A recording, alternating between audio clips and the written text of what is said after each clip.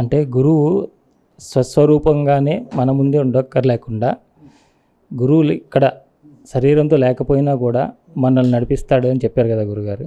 అట్లా సూక్ష్మ శరీర రూపాలతో మిమ్మల్ని నడిపించిన గురువులు మీరు ఎవరెవరిని దర్శించుకున్నారు కాస్త ఒకసారి?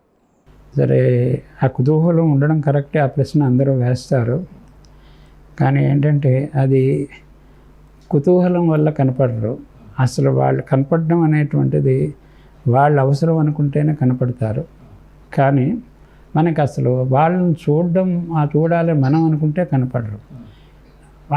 ఎప్పుడైతే మనం ఆ తత్వ జిజ్ఞాసుగా మారి ఆ పరబ్రహ్మతత్వాన్ని ఉన్న ఏకైక తత్వాన్ని మనం ఎప్పుడైతే దాన్ని అర్థం చేసుకుని అంగీకరించి అనుసరించాలి, ఆచరించాలి అని చెప్పని అనుకోవడంలో అది ఎలా కనపడుతుంది అని అంటే, నిస్వార్థంగా ఎటువంటి కీర్తి ప్రతిష్టలు ఆశించకుండా సేవాభావం, పరహితాభిలాషిగా ఉండాలన్నమాట.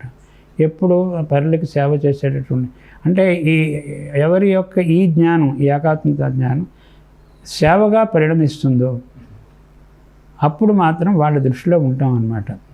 వాళ్ళ అనుగ్రహం మనకి వాళ్ళ ప్రజ్ఞ ద్వారా నాకు అనుగ్రహిస్తూ ఉంటారు. ఇప్పుడు ఇందులో ఇన్ని విషయాలు రాసినటువంటిది వాళ్ళు నేను ఎలా దర్శించాను అని అంటే, ప్రజ్ఞానం బ్రహ్మ అని అన్నారు.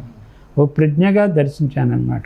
వాళ్ళు నేరుగా నా బుద్ధికి ఆ ప్రజ్ఞని ప్రసారం చేస్తారు. ఈ విషయం ఏంటి, నాకు ఇది ఎలా, దీని అర్థం ఏంటి, ఇది ఎలా తెలుస్తుంది అంటే వెంటనే నాకు తెలిసేటట్టు చేస్తారనమాట ఆయన. అంటే నా బుద్ధికి ఆ ప్రచోదనాన్ని ఇస్తారు. ఆ ప్రజ్ఞ అంటారు దాన్ని, కరెక్ట్ వర్డ్ ప్రజ్ఞ. నాకు ప్రజ్ఞానం బ్రహ్మ అంటే ఆ ప్రజ్ఞ ద్వారా నాకు ఎప్పుడు కూడా నాకు అందిస్తూ ఉంటారు. నాకు కావాలి ఇందులో చెప్పిన అనేక తత్వరహస్యాలు వాళ్ళ ఆ ప్రజ్ఞను నాకు అనుగ్రహించడం వల్లే ఉంటుంది. తర్వాత చూడాలనే కుతూహలం అసలు వాళ్ళకి మన కుతూహలం వాళ్ళు కనపడరు. అసలు ఆ కుతూహలం ఉన్న వాళ్ళకి అసలు వాళ్ళ అనుగ్రహమే లభించదు. అసలు మనకి ముందు కావాల్సింది ఏంటంటే వాళ్ళ ఫోల్డ్లోకి మనం వెళ్ళడం, వాళ్ళ యొక్క మార్గదర్శకత్వంలోకి వెళ్ళడం. వాళ్ళు నిరంతరం గుర్తిస్తూనే ఉంటారు. వాళ్ళు ఏంటంటే ఇలా ఎన్నో జన్మల్లో వాడు ఒక యజ్ఞమయ జీవితాన్ని గడిపే స్థితికి వచ్చినప్పుడు నిస్వార్థంగా సేవ చేస్తూ, ఇదంతా భగవత్ సేవ, ఏమి సంస్థలు కానీ పరిప్రతిష్టలు కానీ ఏమీ ఆశించకుండా చేసేవాడిని వాళ్ళ దృష్టి ఎప్పుడు వాళ్ళ మీద ప్రసరిస్తుంది. వాళ్ళు సహకరిస్తారు, ఆశీర్వదిస్తారు. వాళ్ళు అవి చేయగలుగుతాము. ఆ తర్వాత మాత్రమే వాళ్ళ దర్శనం అనేది మనం కూడా సూక్ష్మ శరీరంతో వెళ్ళినప్పుడే ఆ లోకాల్లోకి, ఆ సిద్ధాశ్రమ లోకాల్లోకి, అక్కడ సిద్ధభూముల్లోకి భౌతిక శరీరంతో నో ఎంట్రీ.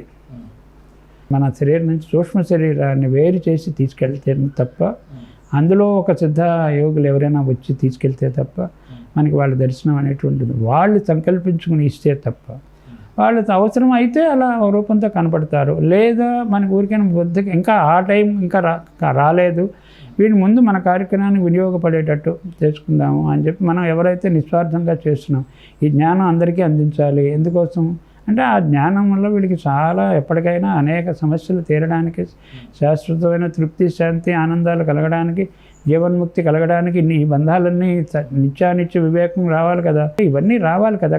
ఇవన్నీ ఎప్పుడు వస్తాయి? నిస్వార్థంగా చేయగా చేస్తూ ఉంటే వస్తాయి. కానీ నువ్వు ఏదైనా మంచిది తలపెట్టినప్పుడు దానికి ఆ కార్యం నెరవేరేందుకు అవసరమైనటువంటి సహాయ సహకారాలు వాళ్ళు అదృష్టంగానే అందిస్తారు. తర్వాత ప్రజ్ఞగా నేను ఇప్పుడు ఎలా దర్శించాము అనేటువంటి దాన్ని, సరే మీకు ప్రజ్ఞ అంటే కొంచెం అర్థమయ్యేటట్టు చెప్పాల్సి వస్తుంది. మరి మీరు చెప్పమంటే చెప్పండి. సరే, ప్రజ్ఞ అనేటువంటిది ఏంటి అని అంటే, ఇప్పుడు మీరు ఏదైనా ఒక ఇంజనీర్ ఉన్నాడు అనుకోండి. సరే, ఒక మంచి బిల్డింగ్ కట్టుకున్నాం. ఆ బిల్డింగ్ ముందు మూలం ఏంటి, ఆరిజిన్ ఏంటి? ఒక ఇంజనీర్కి వాడి బ్రెయిన్లో ఇలా ఈ గదులు ఉంటే, ఇలా సిమెంటు, ఐరను, కంకర ఇవన్నీ ఉపయోగించి ఇలా ఈ గదులు అవన్నీ ఇలా కడితే ఇదంతా ఒక భవనం తయారవుతుంది. ఇది మనకంతా ఎండా వానల నుంచి ప్రకృతి రక్షణ కల్పిస్తుంది అని చెప్పి వాడి ఎక్కడ బయలుదేరుతుంది? వాడి ఊహలో బయలుదేరుతుంది. ఆ ఊహ నుంచి కాగితం మీద గీస్తాడు ఆ ప్లాన్. దాన్ని అనుసరించి అది ఎగ్జిస్టెన్స్లోకి వస్తుంది. కాబట్టి ఈ బిల్డింగ్కి మూలమైనటువంటిది ఏంటి? ప్రజ్ఞ, తెలివి ఎక్కడుంది? ఇంజనీర్ బ్రెయిన్లో ఉంది. కానీ ఇప్పుడు ఆ ఇంజనీర్ అక్కడ కనపడ్డాడు. అది నేను కట్టానని అందులో రోజంతా అక్కడే కూర్చోడు కదా. అవునండి. అలానే ఆ ఇంజనీర్తో సంబంధం లేకుండా బిల్డింగ్ వచ్చే అవకాశం లేదు. కానీ ఆ బిల్డింగ్కి ఇంజనీర్కి గల సంబంధం ఎలాంటిది? ప్లాన్ వాడిది. ఆ ప్లాన్ ఎక్కడ ఉంటుంది? వాడి బుర్రలో ఉంటుంది, బుద్ధిలో ఉంటుంది. అది ఇక్కడ కార్యరూపం ధరించింది. సేమ్ అలాగే ఒక ఇండస్ట్రియలిస్ట్ ఉన్నాడు, ఒక సక్సెస్ఫుల్ ఇండస్ట్రియలిస్ట్ ఉన్నాడు. సరే, వాడికి ఇక్కడ మన ఊళ్ళో మనకి ఏదో ఫ్యాక్టరీ ఉంది. ఇప్పుడు మన హైదరాబాద్లో ఫ్యాక్టరీ, అది బ్రహ్మాండంగా నడుస్తుంది. కానీ వాడు ఎప్పుడు ఆ మేనేజింగ్ డైరెక్టర్ అక్కడ ఎప్పుడూ ఉండడు, వాడు ఎక్కడో ఢిల్లీలో ఉంటాడు. సరే, ఇదేమో బ్రహ్మాండంగా నడుస్తూ ఉంటుంది. నడుస్తూ ఉంటే ఎలా నడుస్తుంది ఇది అని అంటే, ఇప్పుడు ఆయన మేనేజర్ ఆయనతో సంబంధం లేకుండా నడుస్తుందని ఎవరు చెప్పలేరు. ఆయనతో సంబంధం ఉందంటే అక్కడే ఉండట్లేదు, అదే వచ్చి కూర్చోవట్లేదు కదా. మరి ఎలాంటి సంబంధం? మరి ఇది ఎలా నడుస్తుందంటే ఆయనతో ఎలాంటి సంబంధం అంటే, ఆయనలో ఉన్నటువంటి ప్రజ్ఞ ఈ ఫ్యాక్టరీ నిర్మాణం చేసి దానికి అన్ని రూల్స్ అండ్ రెగ్యులేషన్స్ అన్నీ తయారు చేసి అదంతా డీసెంట్రలైజ్ చేసి ఎవరే పని చేయాలో అన్ని రూల్స్ అండ్ రెగ్యులేషన్స్ తయారు చేసి దాని ప్రకారం అందరూ కూడా ఎవరి పని వాళ్ళు చేసుకుంటూ ఉంటే నడుస్తుంది. ఆ రూల్స్ అండ్ రెగ్యులేషన్స్ రూపంలో ఆయన మేనేజింగ్ డైరెక్టర్ ఉంటున్నాడు, ఆయన ప్రజ్ఞ ఉంటుంది. ఆ రూపంలో ఉండేది ఆయనే కదా, అవన్నీ మీరు తయారు చేసింది ఆయనే కదా. కాబట్టి సంబంధం లేదనేందుకు లేదు, ఉందనేందుకు అది చూపించేది కాదు. ఆయనలో ఉన్నటువంటి ప్రజ్ఞ ఈ విధి నిషేధాలన్నీ తయారు చేసి దాని ప్రకారం. కాబట్టి ఇది ప్రజ్ఞ. దీని ఏంటంటే ఈ తెలివి, మేధస్సు, ఇంటెలిజెన్స్, దీన్ని మామూలుగా దీని కాస్మిక్ ఇంటెలిజెన్స్, డివైన్ విజ్డమ్, సరే వీటిలన్నిటికంటే అందులో చెప్పినటువంటి పేరు వేదంలో చెప్పిన ప్రజ్ఞ అన్నారు దాన్ని. ఈ ప్రజ్ఞే ఇప్పుడు ఈ అంతటా కనపడుతుంది. మనం ఆనందించే ఇది ఉండాలన్నమాట, ఆనందించే ఇది ఉండాలి. ఇప్పుడు ప్రజ్ఞ అంటే ఎలా ఉంటుంది? ప్రజ్ఞ సర్వత్రా ఎలా ఉంటుందంటే, ఇప్పుడు మర్రి చెట్టు ఉంది, చిన్న విత్తనం ఉంటుంది. ఆ చిన్న విత్తనంలో అసలు ఎంత అవగంజంత ఉంటుంది. ఆ విత్తనంలో ఎంత పవర్ఫుల్ మైక్రోస్కోపులు తయారు చేసి నీ మోడర్న్ టెక్నాలజీ ఉపయోగించినా అందులో ఆ చెట్టుకు సంబంధించినటువంటి ఏ పార్టు కనపడదు.